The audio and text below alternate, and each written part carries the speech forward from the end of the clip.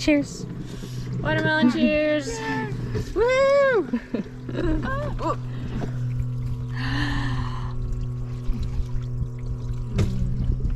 that's a good one. Oh, it's a good one. Yummy. This is my story of how I rode this boat across the Pacific Ocean. That's me, Cassidy.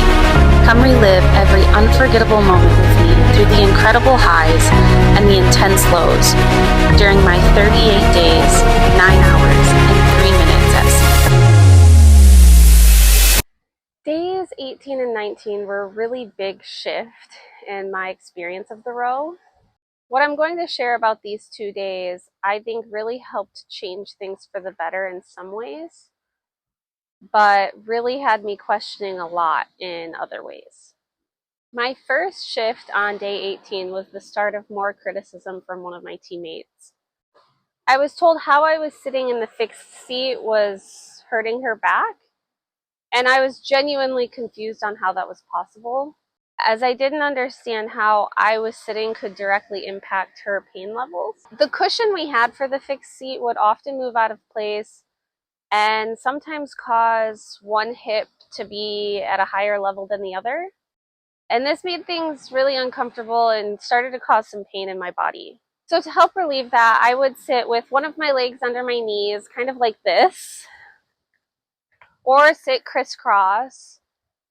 And that would help stretch out my hips and stretch out my legs since I wasn't moving them in that fixed position. I was trying not to let the criticism affect my overall mood too much. I was still trying to find positives by enjoying the sunny weather we had and the beautiful day out on the water. Day 18. Rough start to the day.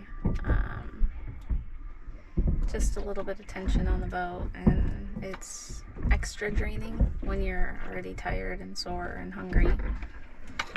But pushing through, had a better second half to the shift, made a meal and about to eat and rest, and I just have high hopes for the rest of the day. It's sunny and beautiful and just happy to be here, even though sometimes it's hard.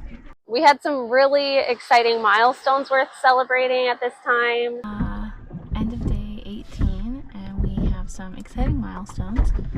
We are 1 mile away from being under 1,500 miles to our destination, Kauai, and we are only 3 miles from hitting 1,000 miles road.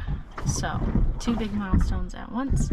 Unfortunately, I will probably not be awake for either of them. I am heading to bed, but super, super exciting stuff. I was also able to confide in another teammate by letting her know I wasn't sure if I needed some advice or just to vent, but that I wasn't sure I was able to hold on to those frustrations that I was experiencing about those critiques for another 2 to 3 weeks on the water. This conversation was helpful initially, and she let me know that we would chat as a team and work everything out so that nobody felt uncomfortable for the remaining of the row. Well, the next day was supposed to be one for the books. It was Watermelon Wednesday. It was something we were all looking forward to. It was something a lot of our followers and friends and family were looking forward to because they knew we were having Watermelon Wednesday soon. Today's Wednesday. What does that mean? Watermelon Wednesday! We get to eat a watermelon! Get this knife out.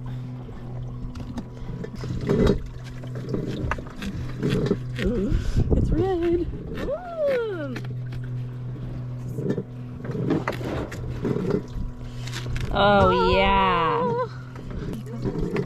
Cheers. Watermelon cheers. Woo!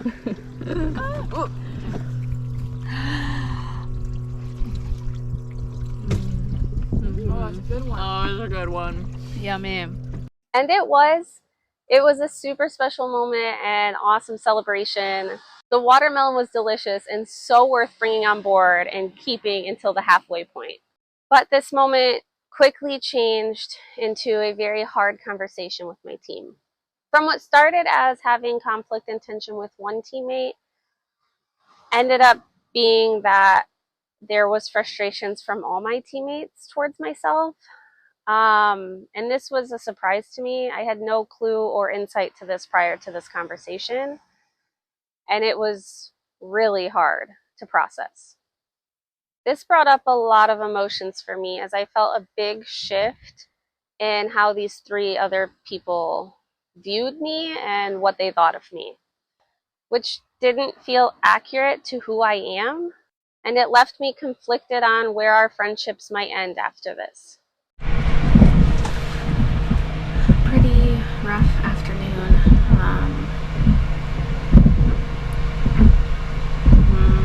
My teammates all kind of told me that I'm not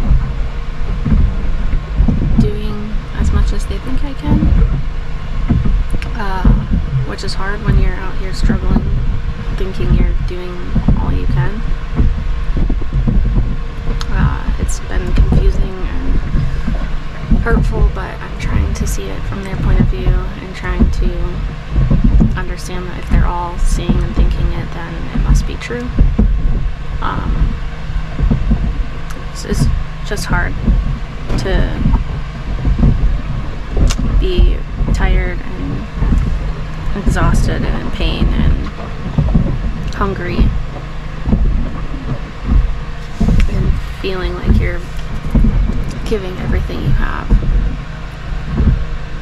only to be told you're not doing good enough, that you can pull stronger and you can pull harder and you can go faster, and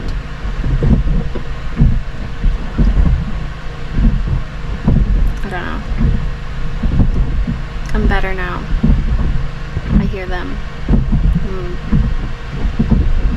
processing it and going to keep trying my hardest, but it definitely was not easy, and it was a hard afternoon, but it's hard out here. It's hard to be on a boat, on a very small boat with 3 other people. It's hard to not have your own space. It's hard to never have time completely by yourself to just decompress.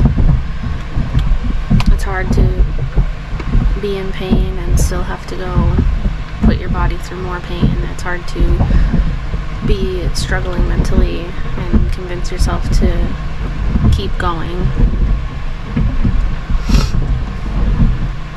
But I'm doing it, and I do it every day. I do it every 3 hours. I get up and I go row and I try my hardest, and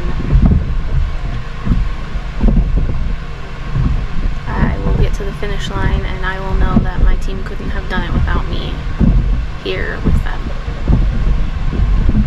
So, gonna keep going. I think the conversation was good to a point in that I felt little to no tension after this that I can recall. At least less tension than the first half of the row.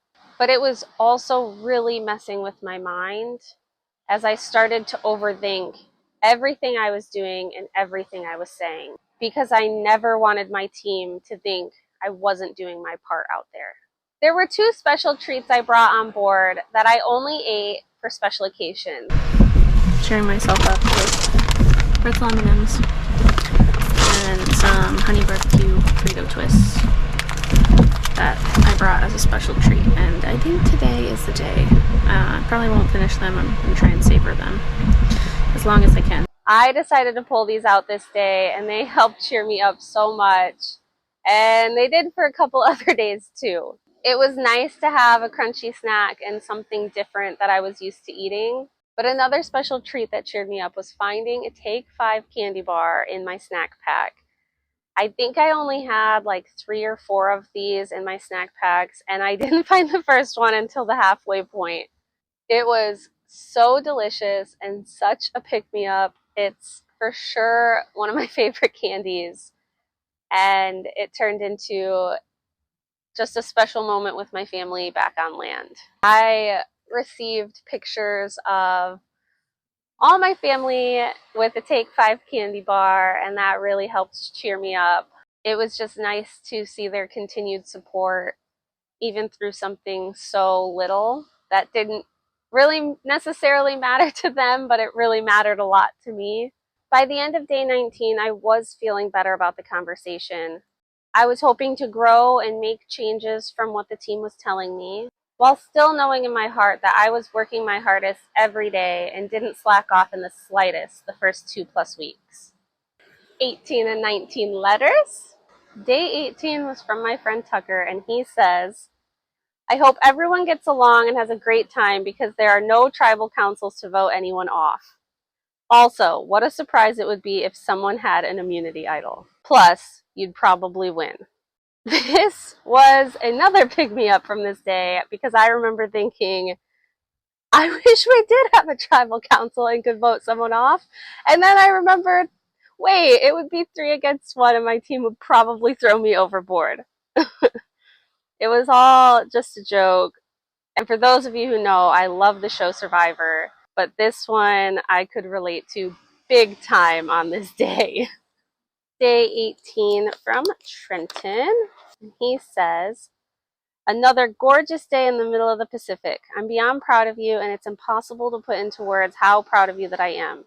You amaze me more and more each day. Keep rowing as hard as possible, and I'll see you on the other side. Day 19 is from my friend Gene, and he says, Cassidy, the adventure has arrived. You are currently rowing your boat, and the Baez family is so excited and pumped for you.